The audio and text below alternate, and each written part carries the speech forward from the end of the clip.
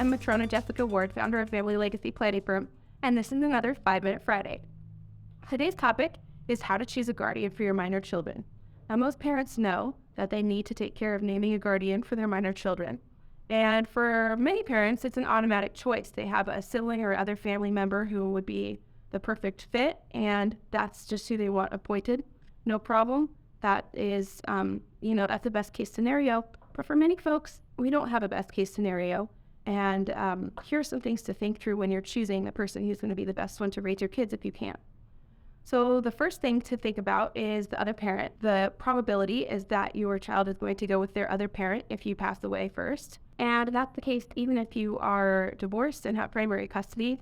The court favors the other parent being able to raise the child.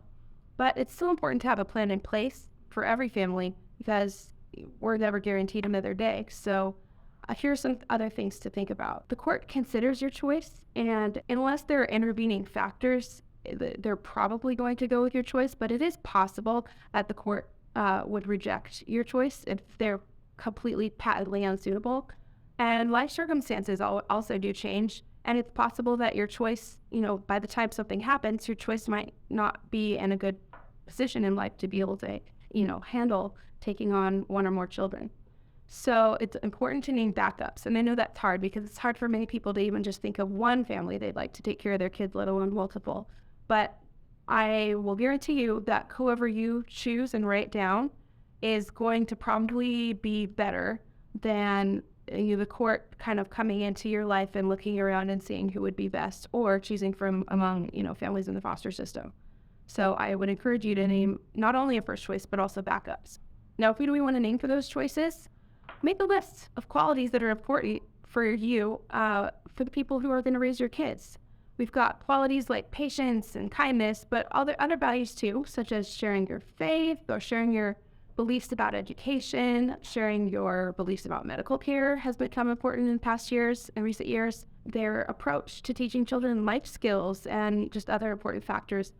Make a list of what's important, rank it of what's the most important, and when you have those categories in front of you, write down who comes to mind. This can be an exercise in really getting to know your friends and family. Whenever I've seen people go through this in earnest, it does bring people closer together. They asked, would you consider being a guardian for my children if I died before they grew up? And, that really creates a strong family bond. You can consider taking trips with those people or having, increased family outings to make sure that your children know them.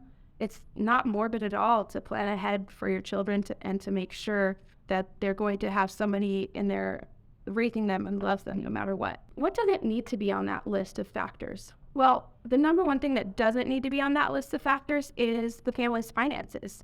You really should be the one preparing for your kids' finances in the event of your passing, and you shouldn't leave that up to the person who is going to take over guardianship. And in fact, some families have wonderful, nurturing, caretaking presence that they would want to be with their children.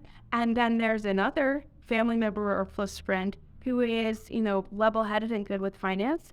And they end up having, the first to be the guardian and the second be the trustee. And so that's possible. You can have one person raising your children and the other person who's in charge of administering the finances and making sure the kids are provided for. This is also a good way to make sure that multiple people from your life continue to be involved in your children's lives if you are not able to anymore.